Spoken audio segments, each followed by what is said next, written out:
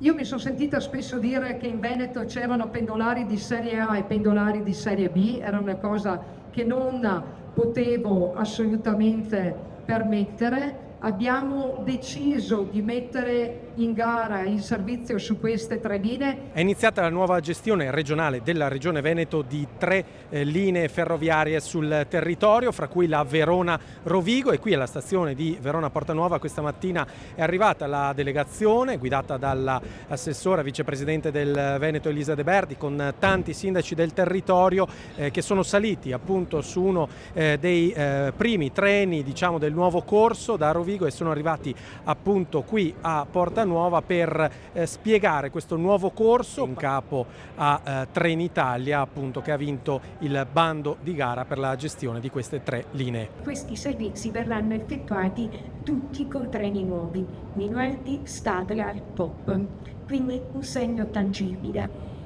Cosa hanno? Al di là del comfort, perché lo tocchiamo con mano, hanno più posti a sedere, hanno più sostenibilità perché sono mezzi di nuova generazione, quindi minori consumi di carburante, quelli elettrici, minori consumi comunque elettrici.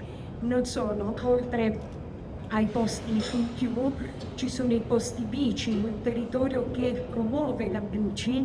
Sono 3 linee sicuramente che hanno, diciamo, quelle dove il servizio è sempre stato più difficile, però abbiamo intenzione di rilanciarlo, di migliorarlo, e anche dal punto di vista dell'offerta dei posti ci sono molti più posti, oltre che la disponibilità di poter utilizzare i treni, poter salire con la bicicletta. L'infrastruttura ovviamente rimane con le sue criticità e i suoi limiti.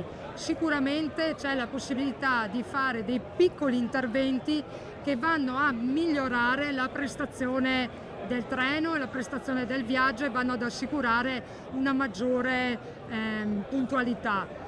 Prima gli amici di RFI hanno fatto una verifica con Trenitalia, si sono dati appuntamento per fare ulteriori verifiche sul posto, però sono sicura che già la conclusione della progettazione della Ciarea Isola della Scala, con la soppressione dei passaggi a livello, compreso quello di Tarmassia, che è molto famoso sui social, darà un ulteriore slancio al viaggio, soprattutto sulla Rovigo-Verona. Però anche sulle altre linee sicuramente gli investimenti che vengono fatti, che sono stati fatti e che verranno fatti, potranno migliorare il servizio.